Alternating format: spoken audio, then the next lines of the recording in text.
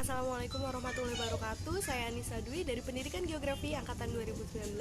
Saya telah melaksanakan micro teaching dengan membahas KD 3.1 mengenai hakikat geografi. Assalamualaikum. Waalaikumsalam. Sudah pada datang semua? Boleh dimasukkan dulu yuk laptop dan handphonenya terlebih dahulu. Karena kita akan memulai.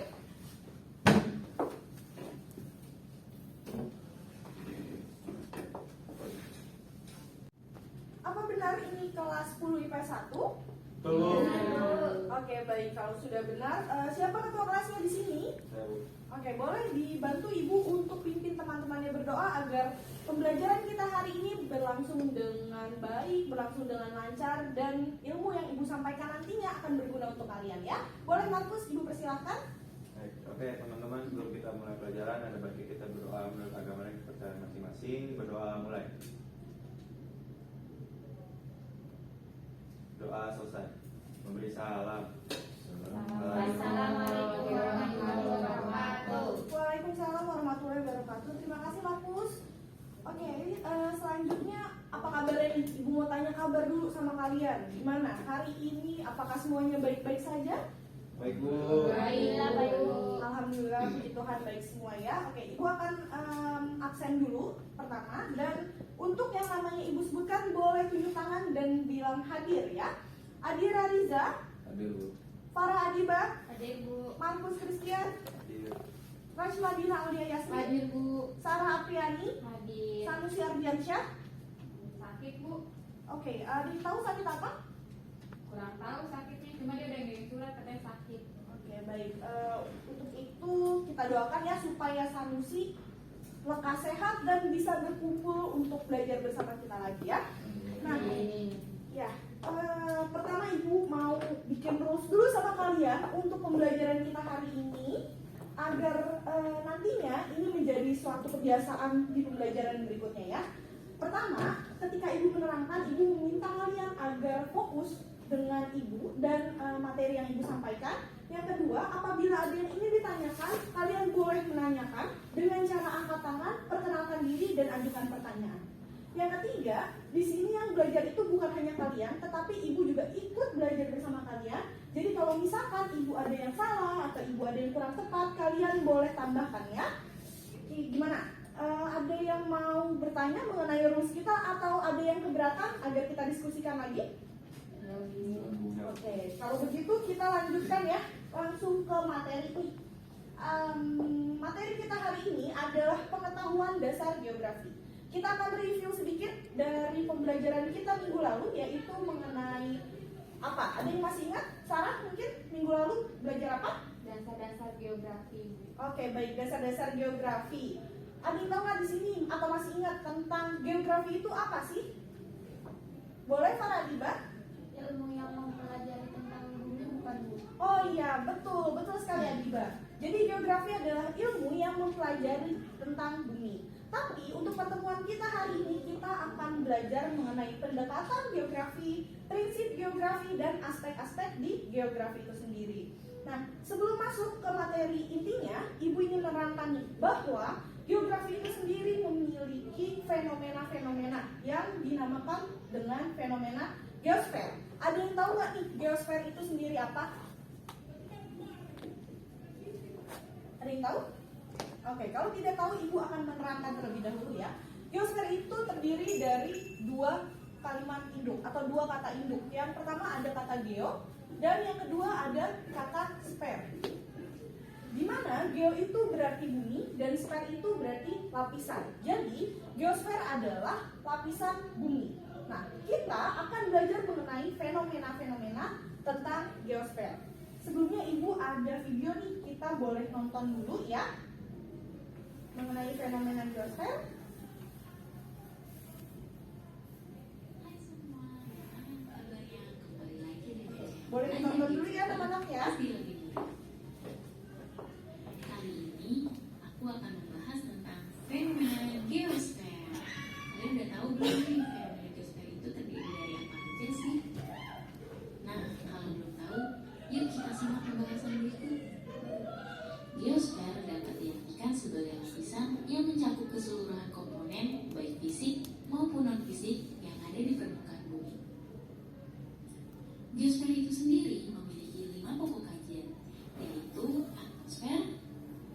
litosfer, hidrosfer, biosfer, dan antroposfer. Yang pertama adalah lapisan atmosfer. Lapisan atmosfer merupakan lapisan udara yang menyelimuti bumi. Lapisan udara ini biasanya memiliki unsur-unsur cuaca dan iklim seperti suhu udara, tekanan udara, kelembapan, angin, curah hujan, awan, dan lain-lain. Yang kedua adalah lapisan litosfer. Lapisan litosfer merupakan lapisan kerak bumi yang meliputi batu-batuan. Pada lapisan litosfer ini, biasanya kita akan mempelajari tentang batu-batuan, tanah, dan tenaga pembentuk permukaan bumi, seperti tenaga endogen dan eksogen. Yang ketiga adalah lapisan hidrosfer. Lapisan hidrosfer merupakan lapisan air. Lapisan air ini biasanya meliputi perairan darat dan perairan laut. Yang keempat adalah lapisan biosfer. Lapisan biosfer merupakan lapisan kehidupan. Biasanya pada lapisan kehidupan ini kita akan mempelajari tentang flora dan fauna. Yang terakhir adalah lapisan antroposfer. Lapisan antroposfer merupakan lapisan kehidupan manusia. Biasanya mempelajari tentang kehidupan sosialnya manusia dan kebudayaannya. Nah, jadi kesimpulannya adalah fenomena geosfer merupakan kejadian-kejadian alam yang menyangkut atmosfer, litosfer, hidrosfer, biosfer, dan antroposfer. Nah, sekarang kalian udah paham kan tentang fenomena-fenomena geosfer yang dibahas dalam kajian geografi. Kalau begitu, kita cukupkan saja ya belajar hari ini. Oke, baik. Itu adalah gambaran sedikit tentang lingkup geosfer ya, anak-anak ya. Nah, sekarang kita akan membahas ke materi inti nih. Kalau tadi kita bahas tentang fenomena-fenomena geosfer, di mana lingkupnya itu udah termasuk antroposfer, litosfer, atmosfer, hidrosfer, dan lain-lain. Sekarang kita juga harus berpikir lebih luas, di mana kelima fenomena geosfer tersebut itu ada yang namanya pendekatannya atau pedomannya untuk menganalisis suatu fenomena. Apa aja kira-kira? Nah, ini kita masuk ke pokok pembahasan kita. Materi hari ini itu ada prinsip geografi, pendekatan geografi, dan aspek geografi. Kita bahas satu persatu dari prinsip geografi. Ada yang tahu nggak nih di sini prinsip geografi itu apa? Oke, prinsip geografi adalah suatu pedoman untuk menganalisis terjadinya suatu fenomena geosfer. Ya, fenomenanya yang tadi sudah disebutkan.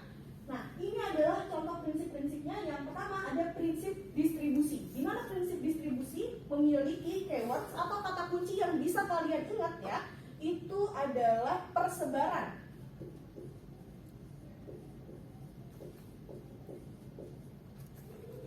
Kata kuncinya cukup di persebaran. Contohnya apa, Bu? Contohnya misalkan kalian ada di suatu wilayah, ya, di suatu wilayah yang sama nih. Misalkan kalian kakak beradik gitu ya di rumah gitu. Nah, pada pagi hari semuanya memiliki kegiatan yang berbeda-beda. Ayah kalian ke kantor, terus kakak kalian kuliah sehingga diharuskan untuk ke kampus, lalu kalian bersekolah. Itu terjadinya persebaran. Jadi nggak cuma di satu titik. Terus ada lagi nih, misalkan gunung-gunung berapi yang ada di Indonesia itu banyaknya di mana? Misalkan ada di Sumatera, ada di Jawa, terus ada di Sulawesi gitu ya. Itu yang dinamakan dengan adanya prinsip distribusi. Nah, selanjutnya ada prinsip interrelasi. Interrelasi artinya keterkaitan atau keterhubungan antara satu gejala dengan gejala yang lain. Contohnya apa? Contohnya pada tahun 2004 di Aceh terjadi tsunami yang akhirnya mengakibatkan kota Aceh itu sendiri tidak berjalan perekonomiannya dengan semestinya atau mengalami kelumpuhan dalam segala bentuk kegiatan. Itu adalah dampak keterkaitan dari bencana alam ke dalam kehidupan sosialnya, seperti itu ya. Nah, yang ketiga ada prinsip deskripsi. Di mana prinsip deskripsi ini adalah geografi harus menggambarkan sebuah fenomena dalam beberapa cara, seperti apa aja, misalkan paragraf, data statistik, atau yang identik banget nih sama geografi yaitu peta. Ya, nah di peta itu sendiri kita bisa menemukan berbagai informasi, oke, seperti itu. Selanjutnya ada prinsip korologi, di mana prinsip korologi adalah prinsip gabungan antara ketiga prinsip sebelumnya. Minimal harus ada 2 prinsip ya anak-anaknya di sini. Gimana untuk prinsip geografi, ada pertanyaan? Nggak ada. Baik. Selanjutnya kita geser lagi ke pendekatan geografi. Di pendekatan geografi ini ada 3 nih anak-anak. Ada pendekatan keruangan, ada pendekatan kelingkungan, dan ada pendekatan kewilayahan. Yang pertama ada pendekatan keruangan. Di mana pendekatan keruangan ini itu akibat dari interaksi antara elemen yang ada di ruang tersebut, yang ada di lokasi tersebut, yang ada di wilayah tersebut. Contohnya misalkan di dataran tinggi Dieng itu kalian kalau ke sana, misalkan kalian makan nih gorengan panas atau teh hangat. Nah, ketika kalian menguap, ya, itu menguap atau istilahnya makan atau makan biasa, itu akan mengeluarkan seperti asap.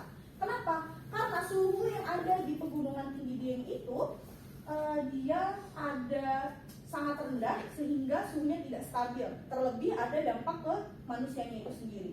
Selanjutnya ada pendekatan kelingkungan, yang berarti gejala yang timbul dalam ruang itu karena dampak aktivitas manusia. Contohnya apa? Contohnya Sungai Ciliwung.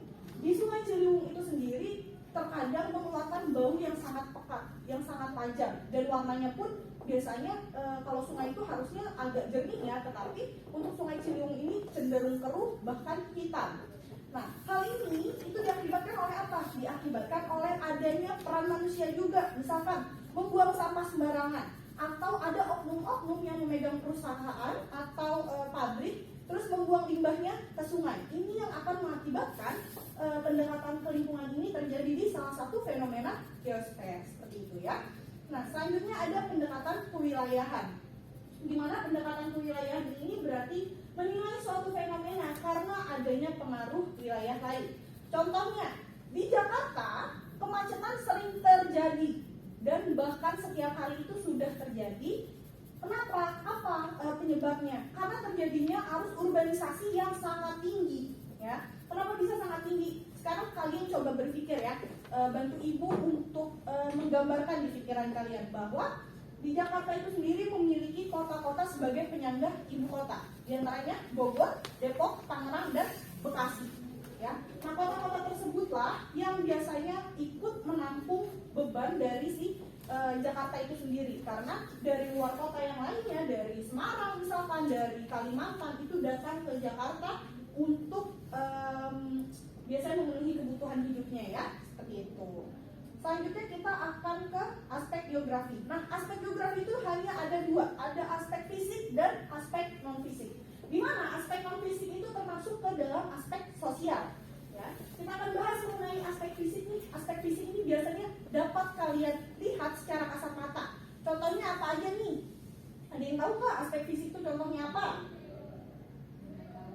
Nggak tahu ya. Oke, misalkan topologi dari suatu wilayah gitu ya, bentuk wilayahnya seperti apa, apakah pegunungan, apakah lautan, dan lain-lain. Nah, selanjutnya kalau aspek sosial itu lebih ke dalam masyarakatnya itu sendiri. Misalkan ada aspek politik, di mana dalam aspek politik itu membahas mengenai pemerintahan dalam suatu wilayah, atau kultur, atau budaya. Budaya dari daerah tersebut itu seperti apa? Adat istiadatnya itu seperti apa? Seperti itu ya. Jadi kalian bisa bedakan ya, aspek fisik dan aspek non fisik di sini itu maksudnya seperti apa. Ada pertanyaan sampai materi di aspek? Oke, baik, kalau tidak ada pertanyaan, kita geser lagi nih. Ibu punya salah satu kasus yang bisa kita bahas secara bersama-sama. Ini ada gambar, di sini ada hutan mati di Gunung Papandayan. Perhatikan gambar berikut. Fenomena pada gambar dapat dikaji melalui pendekatan apa? Ada yang tahu nggak? Baik, Sarah? Kalau menurut saya yang B, Bu, keruangan. Kenapa keruangan, Sarah? Ya, nggak tahu. Oke, coba Ibu bantu jelaskan ya.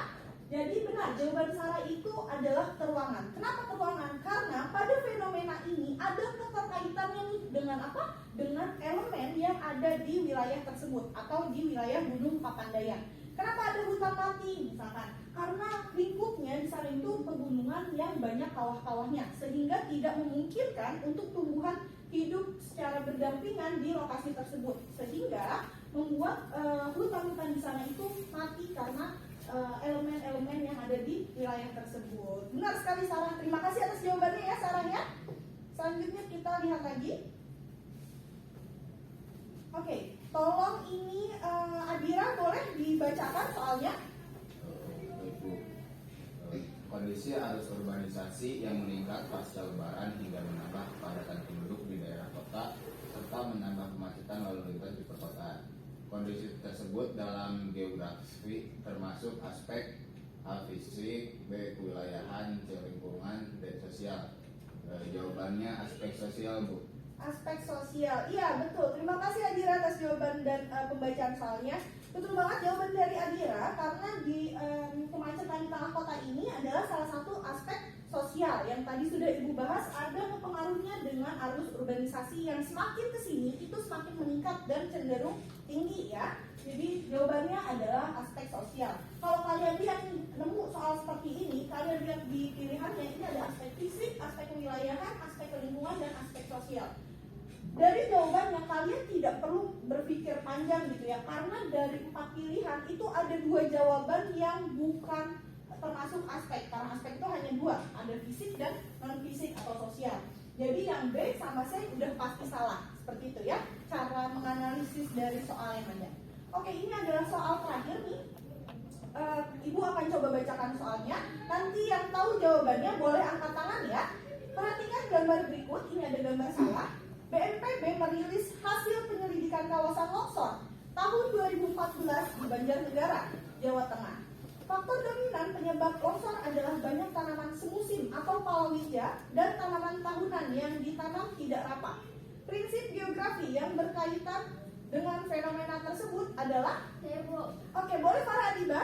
Yang B, Bu, prinsip interrelasi. Oke, prinsip interrelasi. Betul, jawabannya adalah prinsip interrelasi. Kenapa? Karena di sini dibahas ada penyelidikan kawasan longsor di Banjarnegara. Terus dia juga disebutkan faktor dominan penyebab longsornya itu apa sih? Nah, di sini juga disebutkan adalah banyak tanaman palawija. Jadi ada keterkaitan antar 2 fenomena di lokasi yang sama seperti itu. Terima kasih ya Diba atas jawabannya. Oke. Kalau sampai sini ada yang ingin bertanya nggak nih buat anak-anak sekalian, atau ada yang ingin menyanggah dari pemaparan Ibu? Oke, kalau tidak ada berarti sudah jelas semuanya ya anak-anak ya. Terima kasih nih. Kalau sudah jelas, sudah mengerti, sudah paham, Ibu ingin meminta kesimpulan dari pembelajaran kita hari ini, boleh Rachmadina? Boleh, Bu. Saya bacain ya, Bu, kesimpulannya. Baik. Kesimpulan dari pelajaran hari ini itu ada prinsip geografi. Prinsip geografi itu pedoman yang digunakan untuk mendeskripsikan fenomena geosfer. Prinsipnya itu ada 4, yaitu ada prinsip distribusi, prinsip interrelasi, prinsip deskripsi, dan prinsip korologi. Terus ada pendekatan geografi. Pendekatan geografi adalah cara pandang untuk menganalisa. Pendekatannya itu ada 3, yaitu pendekatan ke ruangan, pendekatan ke lingkungan, dan pendekatan kewilayahan. Terus yang ketiga adalah aspek geografi. Itu adalah unsur pokok dari geografi. Ada 2 aspek, yaitu aspek fisik dan aspek non fisik. Kayak gitu sih, Bu. Oke, terima kasih Rachmadina untuk kesimpulannya. Kira-kira sudah tidak ada pertanyaan dan sudah pada paham atas materi yang Ibu sampaikan hari ini. Ibu berharap materi Ibu hari ini bisa diterima dengan baik dengan kalian dan bisa diterapkan ke dalam kehidupan kalian dan berguna ya untuk kehidupan kalian berikutnya. Oke, kalau seperti itu boleh Bias untuk menutup kegiatan kita hari ini dipimpin lagi berdoa untuk berterima kasih kepada Tuhan atas kelancaran yang sudah kita miliki hari ini. Ibu persilakan untuk Bias memimpin. Baik teman-teman, sebelum kita menutup pelajaran, ada baiknya kita berdoa menurut agama dan kepercayaan masing-masing. Berdoa dimulai. Selesai. Memberi salam. Assalamualaikum warahmatullahi wabarakatuh. Waalaikumsalam warahmatullahi wabarakatuh. Terima kasih atas waktunya kalian. Kurang lebihnya Ibu mohon maaf. Terima kasih dan selamat siang. Terima kasih, Bu. Salam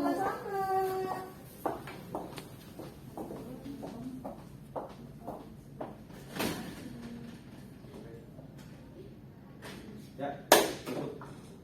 Ya.